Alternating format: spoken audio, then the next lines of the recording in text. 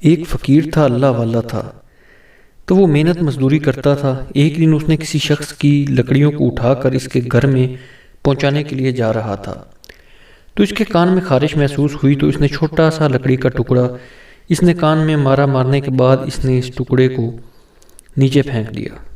جب اس کی زندگی کا سورج غروب ہوا تو اس کے پاس فرشتے آئے، تو انہوں نے سوال و جواب کیا، تو فرشتوں نے کہا کہ تو نے فلاں شخص کی لکڑی کا ٹکڑا اس کی اجازت کے بغیر توڑا تھا، اس کا حساب دے۔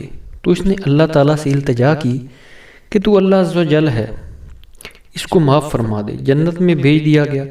کئی دنوں کے بعد کسی اللہ والے نے اس کو خواب میں دیکھا، تو پوچھا کہ تیرے ساتھ کیا اللہ تعالیٰ نے معاملہ کیا؟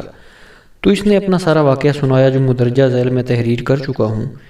آج ہم لوگوں کے لاکھوں کروڑوں اربوں خربوں روپے کھا جاتے ہیں مگر کوئی پرواہ نہیں ہوتی، کیونکہ حدیث پاک میں آتا ہے کہ آپ صلی اللہ علیہ وآلہ وسلم نے فرمایا، جس نے کسی شخص کی زمین میں قبضہ کیا یا جس نے چوری ڈکیتی کی ہوگی، روز محشر کے دن اس کی گردن میں توق کی طرح لٹکایا جائے گا، تو اپنے گھٹنوں کے بل گھسیٹتا ہوا پروردگار کے ہاں پیش ہوگا۔